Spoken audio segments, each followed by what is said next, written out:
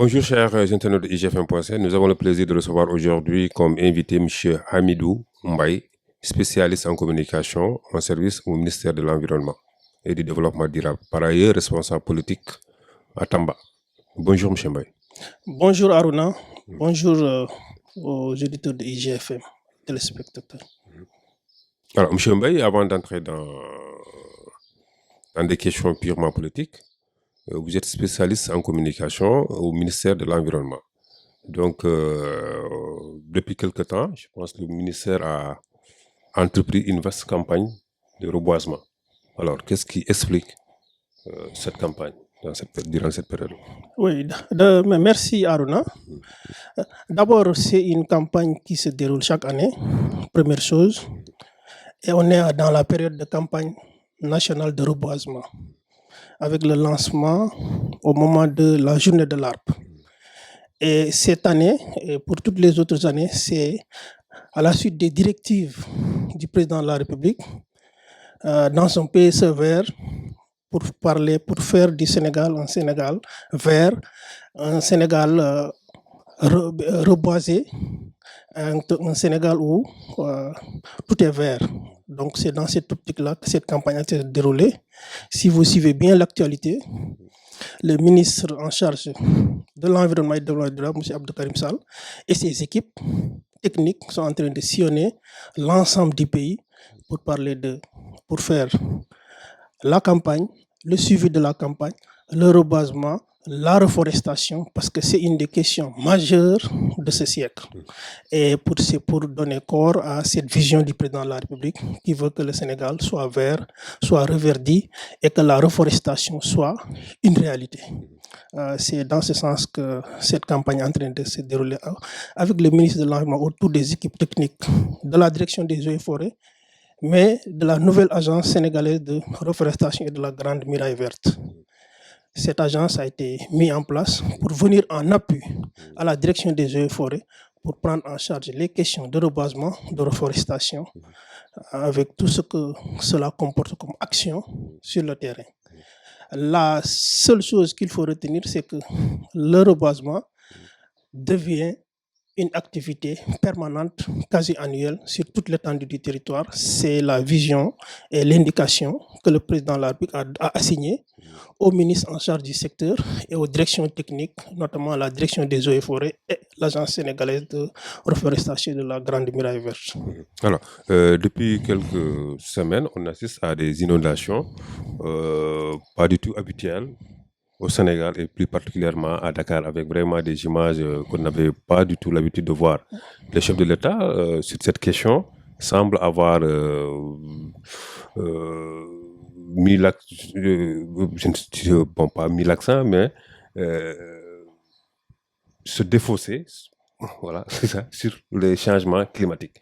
Vous, en tant que spécialiste des questions environnementales, est-ce qu'aujourd'hui, ces inondations qu'on vit, c'est exclusivement lié au changement climatique ou bien quelque part, c'est au manque de maîtrise vraiment des outils vraiment contre les inondations? Je pense que le président ne s'est pas défaussé. Il a juste évoqué ces questions de changement climatique pour expliquer les fortes précipitations qu'on a vécues cette dernière semaine.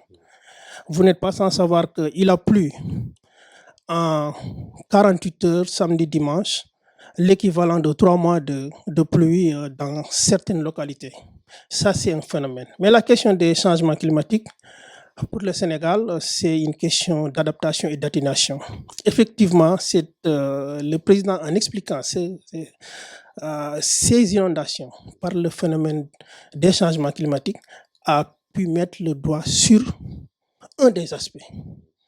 Mais l'autre aspect, c'est qu'il faut savoir que sur la question des inondations aussi, des aménagements ont été faits depuis 2012, notamment avec le plan décennal qui se décline sur 3 phases. C'était une phase d'urgence 2012-2013, une autre phase 2014-2016 et une phase long terme 2017-2022. Donc, c'est sur ça qu'il faut apprécier le travail du gouvernement sur ces questions-là. Mais il faut revenir au-delà des premières images à la suite de ces précipitations. Il faut savoir qu'à l'exception de la zone à Ladjipate, à Kermassar et à Yembel. Toutes ces quantités d'eau sont reparties de la plus belle manière 24 heures ou maximum 48 heures après. On a vu des images au point E, un peu partout, mais ces précipitations sont parties. On a vu des zones qui étaient inondées et qui ne le sont plus, pas plus loin d'ici, de la zone de Dalifort. C'est parce qu'il y a une action concertée de la côté locale, de Dalifort, mais de l'État, du pouvoir public, pour montrer que des zones non aménagées, qui se sont aménagées à la suite, ont pu échapper à ces questions d'inondation. Donc, il faut saluer le travail du gouvernement sur ces questions-là. Il faut saluer le travail des collectivités locales, le travail concerté, mais aussi des techniciens. Il faut aussi dire qu'il y a un problème par rapport à la zone de Kermassar, Oui, Kermassar, à Ladjipate, il faut reconnaître, c'est devenu.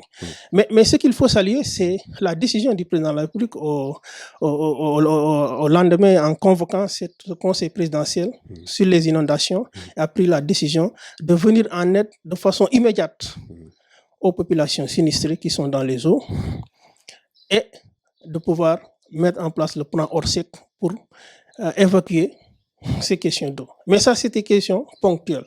Mais de façon structurelle, il faut dire que le plan prend en charge les questions liées à l'aménagement, à l'assainissement et à l'évacuation des eaux urbaines. Sur ce point, moi, je voudrais que les populations, la responsabilité, certes, première et essentielle, revient toujours à l'État, mais les populations ont une responsabilité non négligeable dans le cadre de comportement, dans le cadre de la prise en charge des questions, dans le cadre des zones dans lesquelles les populations s'installent. Je pense qu'il faudra qu'on puisse amener les populations à éviter de s'installer ou bien de rester dans des zones qui sont des zones inondables. Je pense que sur ce point-là, il faut saluer vraiment cette décision forte du président en mettant 10 milliards sur la table, dont 3 milliards directs aux sinistrés, parce que c'est des sinistrés qu'il faut aider, qu'il faut sortir de l'eau, qu'il faut reloger. Et maintenant, avec le déroulement du plan Orsec, on a vu le ministre de l'Intérieur et le ministre de l'Assainissement qui sont allés. Mais le ministère la question des changements climatiques ne peut pas être occultée dans la gestion et dans la résolution de ces questions d'inondation. Et ça, le président l'a bien compris en l'évoquant. Il faut aller dans le sens des décisions, des conclusions qui se trouvent dans la contribution nationale déterminée pour prendre en charge la question de ces inondations-là. Mais encore une fois, on appelle les populations doivent respecter les canalisations, respecter les mesures liées à le déversement des ordures. Vraiment, c'est un ensemble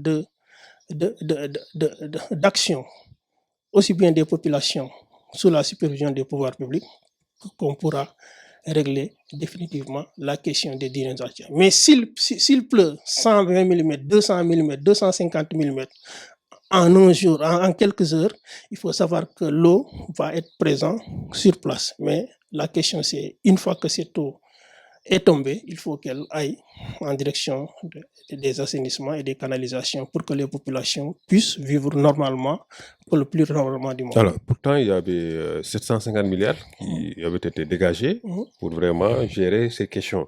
Mais est-ce que réellement, si ces manne financière avait été dépensée dans ce cadre, aujourd'hui, on aurait connu cette situation? Mais les 750 milliards, je te dis que c'est sur 10 ans.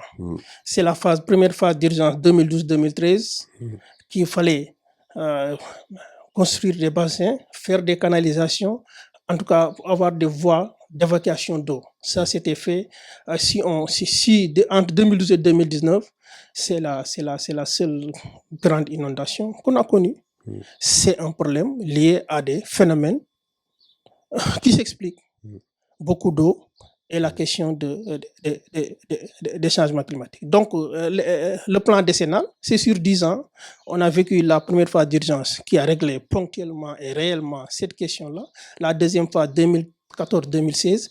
Et actuellement, nous vivons la phase 2017-2022.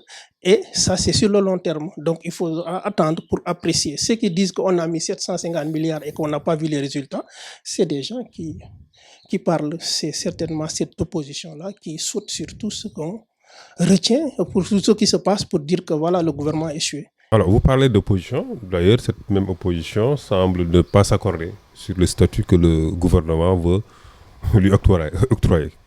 Oui, cela traduit nettement le niveau et le manque de responsabilité et de cohésion et de cohérence qu'il y a dans cette opposition.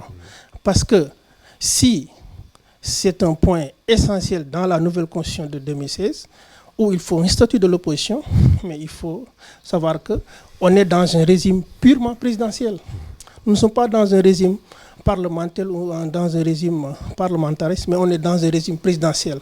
Et dans un régime présidentiel, on reconnaît ceux qui dirigent par une élection présidentielle et celui qui est arrivé deuxième dans une élection présidentielle, la dernière, doit assumer naturellement et nécessairement les fonctions de chef de l'opposition. Mais en fait, il faut dire que cette opposition ne comprend même pas c'est quoi le rôle d'un chef de l'opposition. C'est un rôle honoraire, de consultation et d'accompagnement de la République dans des moments ponctuels et spéciaux. C'est juste ça. Être chef de l'opposition ne peut pas dire que le leader d'un parti politique arrivé deuxième ou d'un candidat arrivé deuxième est le chef de tous les autres candidats qui se retrouvent ou bien des autres partis. C'est pour moi dans cette optique-là qu'il faut comprendre les difficultés que l'opposition a, mais la Commission a mis cette question entre les mains du président de la République et le président de la République, naturellement, prendra la décision qui s'impose sur cette question-là. Alors, le principal blocage semble être Ousmane Sonko qui dit que personne ne pourra le diriger au sein de cette opposition. Oui, vous savez, Ousmane Sonko, il faut d'abord savoir que c'est un manipulateur né et il est en train de jouer sa partition en fonction de ce qu'il pense être bon pour lui. Mais Ousmane Sonko ne peut pas bloquer une décision constitutionnelle, la mise en œuvre.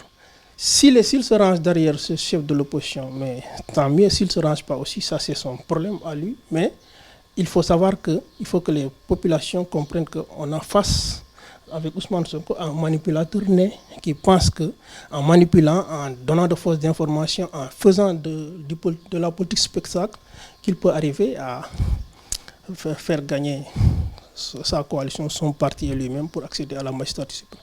Alors, la question du troisième mandat refait surface. Oui, elle refait surface par encore l'opposition et la société civile. Mais le président de la République a dit qu'il se prononcera au moment venu. Mais ce qu'il faut savoir, pour les mandats, le juge constitutionnel, le conseil constitutionnel a réglé la question des mandats. Ça, c'est un. Mais je vais peut-être vous surprendre, Aruna. Moi, en tant qu'homme politique, en tant que chantre du régime présidentiel, moi, je suis contre la limitation des mandats. Ah oui? Première chose, oui, je Pourquoi? suis contre, parce qu'elle n'est pas démocratique. La question des mandats, elle doit être réglée par le juge constitutionnel, d'une part, et les populations, les électeurs. Si les électeurs disent qu'ils ne voudraient pas qu'un président fasse 3 mandats, il ne le fera jamais. 2 exemples. Abdou Diouf a organisé les élections, a été battu par Abdoulaye Wade en 2000. Le président Abdoulaye Wade a organisé des élections avec un ministre de l'Intérieur politique, Ousmane Ngom, et il a été battu par le président Macky Sall en 2012 parce que les populations ont voulu que ça s'arrête. Mais on élit un jeune président, le président de la République Macky actuellement, il peut encore faire 10 ans à la tête de ce pays-là. Je dis, on élit un président qui a 40 ans, il fait 10 ans, au bout de 50 ans, il part. Celui-là, on doit pouvoir l'utiliser parce que le pays en a besoin. S'il est bon, que les populations aient confiance en lui, le maintiennent.